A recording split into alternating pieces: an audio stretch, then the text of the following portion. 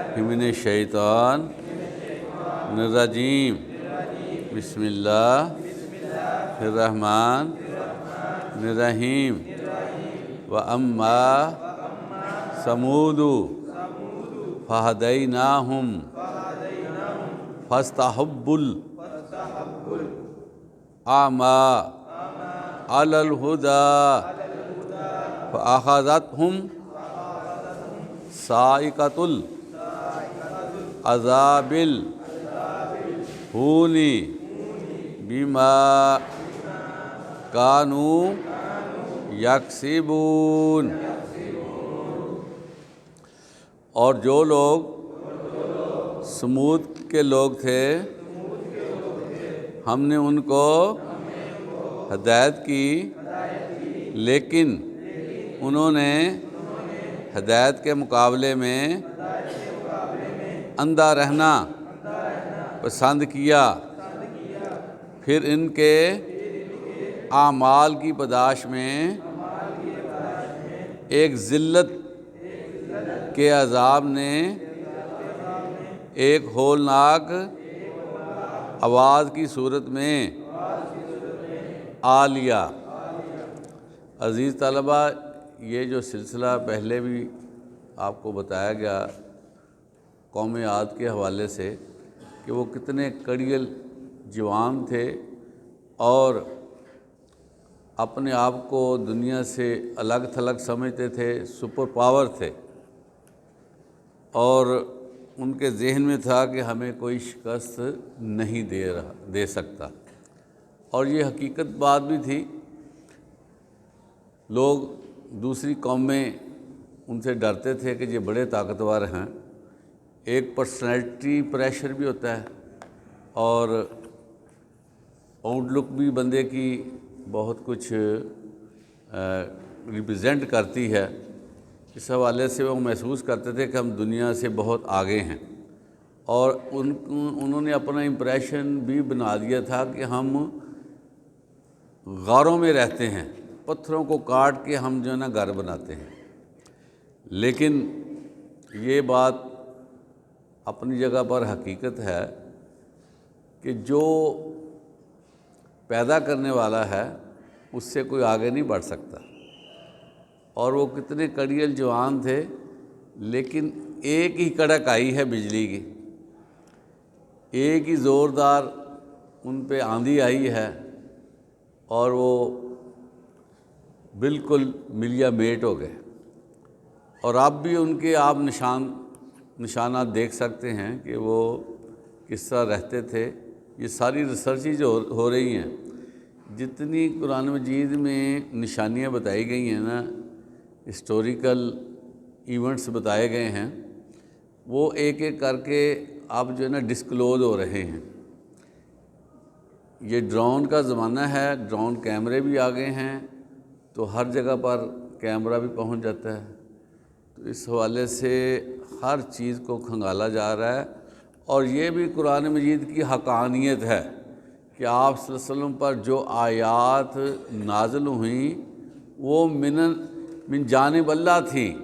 اللہ کی آیات ہیں، کیونکہ آپ صلی اللہ علیہ وسلم تو اپنے علاقے سے کہیں گئے ہی نہیں، نہ آپ تاریخ کے اسٹوڈنٹ رہیں،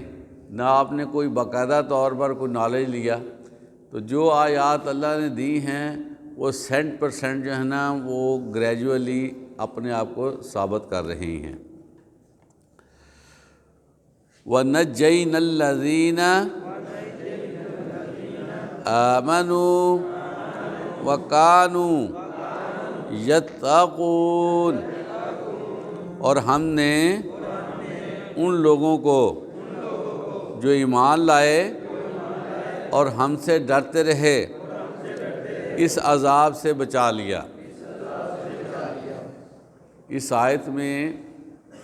اہل ایمان کی تشفی ہے،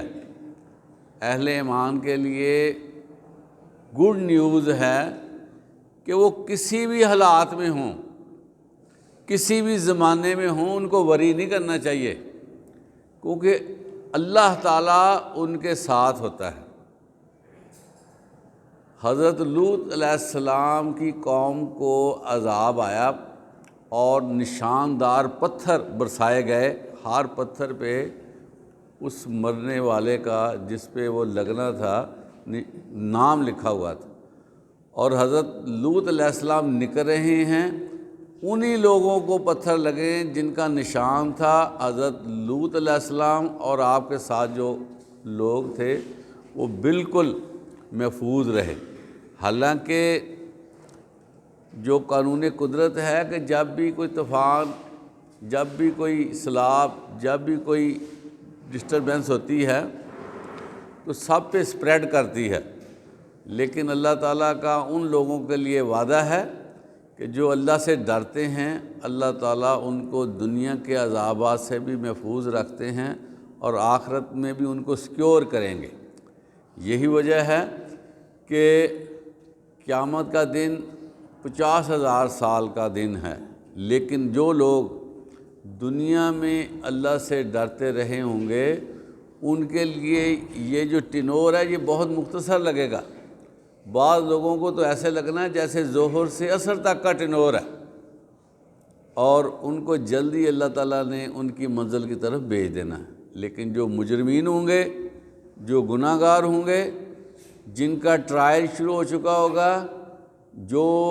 جن کی انکوائری شروع ہو چکی ہوگی، ان کو ٹھہرایا جائے گا، پھر ان کے لیے ایک ایک لمحہ وہاں پر گزارنا بڑا مشکل ہو جائے گا۔ اس لیے جو اللہ سے ڈرنے والے ہیں ان کو ہمیشہ اللہ سے امید واسق رکھنی چاہیے کہ اللہ ہمارے لیے ہمیشہ اچھا ہی فرمائے گا۔ وَيَوْمَ يُحْشَرُ أَعْدَاءُ اللَّهِ أعداء اللہ إلی النار فہم یوزعون، اور جس دن اللہ تعالیٰ کے دشمن دوزخ کی جانب جمع کیے جائیں گے، پھر وہ گروہوں میں تقسیم کیے جائیں گے۔ اللہ تعالیٰ نے قیامت کے دن جو انصاف کرنا ہے وہ دنیائی تاریخ میں ایسا انصاف نہیں کسی نے دیکھا ہوگا۔ وَمَن يَعْمَلْ مِثْقَالَ ذَرَّةٍ خَيْرٍ يَرَهُ وَمَن يَعْمَلْ مِثْقَالَ ذَرَّةٍ شَرًّا يَرَهُ، اور ہر بندے کو اس کے حساب سے ڈیل کیا جائے گا، جو جتنا بڑا مجرم ہے اس کے ساتھ اسی طرح نپٹا جائے گا، اور ان کو کیٹیگرائز کر دیا جائے گا، ان کے گروہ بنا دیے جائیں گے کہ یہ اس کیٹیگری کا ہے، یہ اس کیٹیگری کا ہے۔ اور اسی طرح جہنم میں بھی وادیاں بنائی جائیں گی، اس میں بھی جو بہت زیادہ اللہ کے نافرمان ہوں گے ان کو الگ سے کیٹیگری رکھی جائے گی، اور جو ایسے لوگ جن کے گناہ کم ہوں گے ان کی کیٹیگری الگ ہوگی، اور بہت سے لوگ ایسے ہوں گے جنہوں نے کلمہ پڑھا ہوگا، جو ایماندار ہوں گے، لیکن ان کے گناہوں کی وجہ سے ان کو جہنم رسید کیا جائے گا، اور ایک وقت کے بعد جب ان کی سزا کا عمل مکمل ہو چکا ہوگا ان کو باہر نکالا جائے گا، اور جب یہ سارے لوگ جو اہل ایمان ہوں گے لیکن گناہ کی وجہ سے جہنم میں گئے ہوں گے باہر نکل آئیں گے، پھر ایک بڑا عجیب سا معاملہ ہوگا کہ جہنم کو ڈھکن سے ڈانپ دیا جائے گا۔ اب دیکھیں وہ کیا بنتا ہے، یہ ہے دائمی عذاب۔ تو اللہ تعالیٰ ان عذابات سے بچائے اور ہمیں ٹرائل میں بھی نہ رکھے کہ ہمارا حساب و کتاب ہو، بلکہ حدیث مبارکہ ہے کہ وہ بندہ پھنس گیا جس کا ڈیٹیل کے ساتھ حساب شروع ہو گیا۔ وہ بندے کامیاب ہیں جو آ رہے ہوں گے ان کو خوشخبری سنا دی جائے گی کہ تم کلیئر ہو، تم کلیئر ہو، وگرنہ ذرا سا ان کو کہا کہ یا آپ کھڑے ہو جائیں، ذرا بتائیں نا تفصیلات، کام بڑا خراب ہو جائے گا۔ اس لیے کوشش کرنی چاہیے کہ گناہ نہ ہو، اگر گناہ ہو بھی جائے تو معافی مانگ لینی چاہیے تاکہ ہم ڈیٹیل میں نہ جا سکیں۔ اور اسی طرح حدیث مبارک ہے کہ جو بندہ نماز کی حفاظت کرتا ہے اور سب سے پہلے اس کا جو حساب ہوگا وہ نماز کا ہوگا۔ تو نماز بھی اگر وہ کلیئر ہو جاتا ہے، سیٹسفیکشن ہو جاتی ہے، تو باقی اس کے حساب میں تخفیف کی جائے گی، نرمی کی جائے گی، پھر اس کا لمبا چوڑا آرڈر نہیں کیا جائے گا، تو وہ بھی بندہ جلدی کامیاب ہو جائے گا۔ اس لیے کوشش کریں کہ وہ جو حساب کتاب کا معاملہ ہے اس کی تیاری رکھنی چاہیے کہ کہیں وہاں پر ہم پھنس نہ جائیں۔ حتیٰ اذا ما جاؤہا شاہد علیہم سمعہم وابصارہم وجلودہم بما کانوا یعملون، یہاں تک کہ جب وہ دوزخ کے پاس پہنچیں گے تو ان کے کان، ان کی آنکھیں اور ان کی کھالیں ان کے اعمال کے متعلق گواہی دیں گی۔ اب دیکھیں کہ اللہ تعالیٰ کا جو آڈٹ سسٹم ہے وہ کس طرح سخت ہے۔ اس میں یہ نہیں ہے کہ بندے سے اس کا عمل پوچھا جائے گا، بلکہ اللہ تعالیٰ نے اس کی آنکھوں کی ذمہ داری لگائی ہوئی ہے اور اس کے کانوں کو رسپانسیبل ٹھہرایا ہوا ہے اور اس کی کھالیں ذمہ دار ہوئے، وہ واچ کر رہی ہیں یہ بندہ کیا کیا کر رہا ہے۔ اچھا، بہت سے مجرمین ایسے ہوتے ہیں جو جرم کرنے کے بعد وہ جرم کو تسلیم کرنے سے انکار کرتے ہیں، ان کو سزا بھی ہو جائے وہ کہتے نہیں ہم نے جرم نہیں کیا، ہمارے ساتھ ظلم ہو رہا ہے، ہم نے ظلم نہیں کیا، ہم نے گناہ نہیں کیا۔ تو ایسے لوگوں کو دوبارہ سے ان کے جو ہے وہ گناہ بتانے کے لیے ان کی کھالوں سے گواہی لی جائے گی، ان کی آنکھوں سے گواہی لی جائے گی اور ان کے کانوں سے گواہی لی جائے گی۔ تو اس کا مطلب پتہ کیا بنتا ہے؟ آپ کو پتہ ہے اس کا مطلب کیا بنتا ہے؟ آپ میں سے بیشتر بچے سائنس کے ہیں کہ جو بندہ جس پوزیشن میں موجود ہے نا، یہ اس کی آئٹم بن گئے ہیں۔ آئٹم سمجھتے ہیں نا، وہ ختم نہیں ہوتے، وہ ڈسپرس ہو جاتے ہیں، پھیل سکتے ہیں، لیکن وہ حلول نہیں ہو سکتے، ضائع نہیں ہو سکتے۔ اور قیامت کے دن انہی ایٹموں سے اس بندے کی فزیک تیار کی جائے گی جو اس کے ساتھ اب لگے ہوئے ہیں، کیونکہ گواہی بھی تو انہوں نے دینی ہے نا کہ ہم نے ایسے کیا یا ہمارے ساتھ ایسے ہوا یا اس نے ایسے کیا۔ تو وہی چیزیں جو اس وقت ہمارے ساتھ لگی ہوئی ہیں نا، تو آپ دیکھیں کہ جو بندہ مر جاتا ہے نا 10 سال کے بعد اس کی جو باڈی ہے بالکل ڈیزالو ہو جاتی ہے، مٹی کے ساتھ مٹی بنی ہوتی ہے، اور گورکن کیا کرتا ہے کہ دوبارہ سے وہاں کھودتا ہے اور نیا مردہ دفن کر دیتے ہیں، اور اسی طرح سلسلہ جاری رہتا ہے، مٹی جو ہے اس کو سنبھال لیتی ہے، اور پھر یہی مٹی جو ہے اس کو حکم دیا جائے گا کہ یہ سارے اعضاء اکٹھے کر دو۔ تو ہر بندے کا جو بھی مٹیریل ہوگا وہ سارا اپنی اپنی جگہ پر پہنچ جائے گا۔ اور اس کی ایک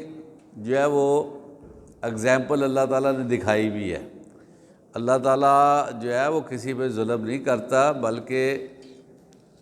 بہت ساری مثالیں اللہ تعالیٰ نے بنائی ہیں، بہت سارے معجزات دکھائے ہیں۔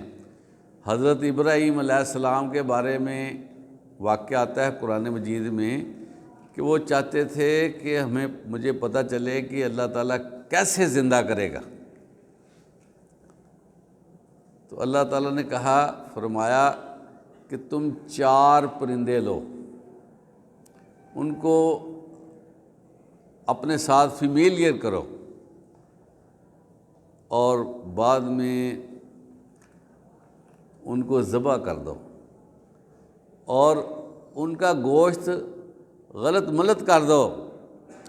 آپس میں مکس اپ کر دو، ان کا قیمہ کر کے آپس میں جو ہے نا ان کو لگا دو اور سائڈوں پہ رکھ دو، کوئی اس سائڈ پہ، کوئی سائڈ پہ، کوئی سائڈ پہ، پھر دیکھنا۔ تو یہ سارا جو گوشت گڑبڑ ہو چکا تھا، تو اللہ تعالیٰ نے ان کو حکم دیا، تو اس حکم کی وجہ سے وہ جو گوشت جس پرندے کا تھا آپس میں جو ہے وہ لگ گیا، اور وہ پرندے بھی زندہ ہوئے۔ تو یہ اللہ تعالیٰ نے مثالیں دکھائی ہیں، تاریخ کا حصہ ہیں اور قرآن مجید میں ہیں۔ تو یہ انسان جو ہے، آپ کو پتہ ہے یہ سائنس کا بھی اصول ہے کہ مادہ فنا نہیں ہوتا، یہ پتہ ہی ہے نا آپ کو۔ تو اس لیے جو ہے نا، جو کام ہم نے کرنا ہے نا، اس کے بارے میں پہلے سوچنا چاہیے کہ یہ کام میرا پازیٹیو ہے یا نیگیٹو ہے۔ اگر اللہ کے ہاں مجھے اس کام کے بارے میں پوچھ ہوئی تو میرا کیا جواب ہوگا؟ ٹھیک ہوگا۔ تو جو بندہ جواب دہی کو محسوس کر لیتا ہے نا کہ مجھ سے پوچھا جائے گا، تو اس کے امور آہستہ آہستہ ٹھیک ہونا شروع ہو جاتے ہیں۔ وہ کسی چیز پہ ہاتھ ڈالتا ہے نا، وہ کہتا ہے نہیں نہیں، اس کا تو مجھے نقصان ہوگا، مجھ سے پوچھا جائے۔ اور یہی آپ دیکھیں کہ آپ سمجھتے ہوں گے، جس طرح دنیا یہ سمجھتی ہے کہ میں گھر میں اکیلا ہوں، میں علیحدہ کمرے میں ہوں، وائی فائی لگا ہوا ہے، میرے پاس اینڈرائیڈ فون ہے، میں دنیا جہان کی چیزیں دیکھ رہا ہوں، مجھے کون دیکھ رہا ہے؟ تو یہاں پر یہی بات سامنے آ رہی ہے کہ اس کی آنکھیں دیکھ رہی ہیں، اس کی آنکھیں جو ہے نا اس کے اگینسٹ جو ہے وہ گواہی دے دیں گی کہ اس نے اس وقت یہ کام کیا۔ اور وہ شخص بہت برا لگتا ہے جو ساری دنیا سے حیا کرتا ہے لیکن اللہ سے حیا نہیں کرتا۔ تو اللہ سے حیا تو پہلے کرنی چاہیے۔ تو جب یہ اکاؤنٹیبلٹی بندے کے دل و دماغ میں آ جاتی ہے نا، تو وہ خود بخود بغیر کسی کے کہنے سے وہ ٹھیک ہونا شروع ہو جاتا ہے، اور پھر جو ہے نا اس کو مزہ بھی آتا ہے۔ میں آپ کو بتاؤں، یہ جو غراری ہوتی ہے نا، غراری، دو غراریاں آپس میں چلتی ہیں نا، اگر ان دونوں غراریوں کے بیلنس میں فرق ہو تو جو غراریاں نا آپس میں چل نہیں سکتی، خراب ہو جائیں گی۔ ایسے ہی ہوتا ہے نا، غراری کا آپس میں فٹ بیٹھنا بڑا ضروری ہے۔ انسان کا جو ہے نا وہ اللہ کا مطیع ہونا ایسے ہی ضروری ہے جیسے غراری کا فٹ ہونا ضروری ہے۔ اس کی مشینری، انسانی مشینری اسی وقت صحیح کام کرتی ہے جب وہ اللہ سے ڈرے اور گناہ سے بچے۔ جو ہی وہ گناہ کرتا رہے گا، اس کی مشینری نہیں کام کرتی، اس کا ساتھ نہیں دیتی، وہ اپنے اندر ضمیر سے ذلیل ہوتا جاتا ہے۔ لیکن ایک ضد بن جاتی ہے، ایک جو ہے نا وہ تصور ہوتا ہے کہ ابھی بڑا وقت ہے، تو بندہ تھوڑا سا بے خوف ہو کر چلتا ہے، لیکن اس کا اپنا جو سافٹ ویئر ہے نا وہ صحیح نہیں رہتا۔ اس لیے کوشش کرنی چاہیے کہ ہم خود اپنے آپ کو ٹھیک کر لیں، چاہے جائے کہ وقت ہمیں ٹھیک کرے، حالات ہمارے اگینسٹ ہو جائیں اور ہمیں مسئلہ بن جائے، تو ضروری ہے کہ وقت کا انتظار کیے بغیر ہی ہم اپنے سافٹ ویئر کو صحیح کر لیں اور انجوائے کریں۔ یہ میں آپ کو بتا دوں، بندے کا نظام صحیح ہو نا، سارا ضمیر مطمئن ہو، دل کی دھڑکن تیز نہ ہو، کوئی وائلیشن نہ اس نے کی ہو، کوئی بے ضمیری نہ کی ہو، اس کی زندگی زیادہ اچھی گزرتی ہے۔ یہ میں آپ کو بتاؤں، کیونکہ اس کو اللہ تعالیٰ نے اسی سسٹم میں پیدا کیا ہے کہ وہ غلطی جب کرتا ہے نا، تو حدیث میں آتا ہے کہ کسی صحابی نے پوچھا گناہ کیا ہے، تو آپ فرماتے ہیں گناہ وہ جو تیرے دل میں دھڑکن پیدا کرتا ہے، کھٹک پیدا کرتا ہے، اور نیکی کیا ہے جو تیرے دل میں سیٹسفیکشن دیتی ہے کہ تم مطمئن ہو جاتے ہیں کہ میں نے اچھا کام کیا ہے۔ تو یہ سارا نظام اللہ تعالیٰ نے انسان کے اندر فٹ کیا ہوا ہے، کوئی ایسا اس میں نہیں رکھا۔ کیونکہ میں آپ کو بتاؤں کہ یہ جو فیصلے اللہ نے کیے ہیں نا جنت دوزخ کے، یہ بہت بڑے فیصلے ہیں، اور کبھی بھی یہ خالق نہیں چاہے گا کہ میرا بندہ جہنم میں جائے۔ اب ہم نے یہ دیکھنا ہے کہ نہیں ہم نے جہنم میں جانا، تو پھر اللہ کا اصول قانون سنت یہ ہے کہ جو بندہ جس طرح کا پھر ذہن بناتا ہے نا، اس کے ساتھ وہ ٹریٹ کیا جاتا ہے۔ حدیث میں آتا ہے کہ آپ صلی اللہ علیہ وسلم نے فرمایا کہ حدیث قدسی ہے کہ اللہ جو ہے وہ انسان کے گمان کے مطابق ہوتا ہے۔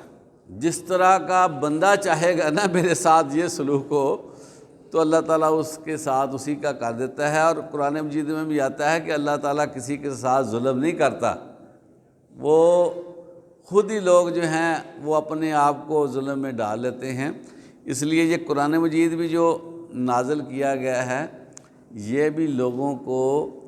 وائلیشن سے بچانے کے لیے کیا گیا ہے کہ اپنے آپ کو سنبھلو، اپنے آپ کو سنبھالو اور اس کا مطالعہ کرو۔ اس میں ہر چیز کی گائیڈنس موجود ہے اور ٹریک پہ رکھتا ہے یہ قرآن۔ آپ کو پتہ ہے کہ یہ جو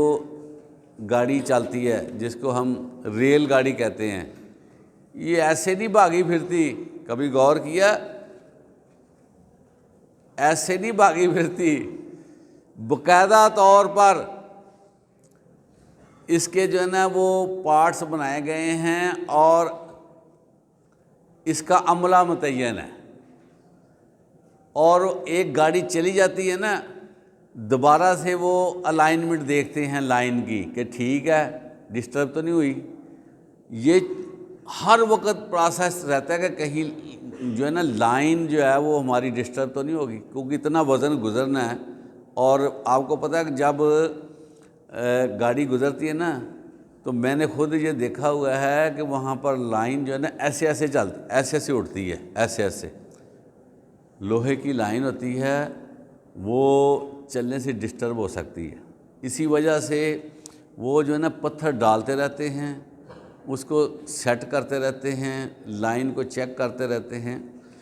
تو یہ جو قرآن مجید ہے نا یہ ہمیں وہ زندگی کے لیے، زندگی کی گاڑی چلانے کے لیے الائنمنٹ فراہم کرتا ہے کہ یہ تمہارا راستہ ہے، ایسے رہو ایسے رہو، کہیں غلطی سے جو ہے نا وہ ادھر ادھر نہ ہو جانا۔ تو لائن مین جو ہے یہ لائنوں کو سیٹ کر کے نا گاڑی کے لیے راستہ ہموار کرتا ہے، حالانکہ وہ آرڈنری مزدور ہوتا ہے عام سا، لیکن وہ اتنا بڑا کام کرتا ہے جس کا اندازہ کوئی نہیں ہے۔ لائن کو سیدھا رکھتا ہے، ہر وقت اس کے ذہن میں ہوتا ہے یہاں سے گاڑی گزرنی، اس کو چیک کرنا۔ باقاعدہ ٹھیلے بنائے جاتے ہیں، دیکھا آپ نے، وہ بھی لائن پہ چلتے ہیں اور دیکھتے ہیں کہ یہ اس کی سمیٹری ہے، سموتھ ہے، کہیں جگہ پہ مسئلہ تو نہیں ہے۔ تو جہاں پر کوئی مسئلہ اس کو سیدھا کیا جاتا ہے۔ اس لیے قرآن مجید دیکھیں نا ہمارے لیے اسی طرح کا کام کرتا ہے کہ ہمیں لائن پہ رکھ رہا ہے، ہمیں ٹریک پہ رکھتا ہے اور ہماری اصلاح کرتا ہے۔ تو اس کو بند رکھ کے سو جانا یہ مناسب نہیں ہے، اس سے فائدہ اٹھانا ہی حقیقت میں عقل مندی ہے۔ اللہ تعالی ہمیں اس سے بھرپور طریقے سے استفادہ کرنے کی توفیق عطا فرمائے۔ وآخر دعوانا الحمدللہ رب العالمین۔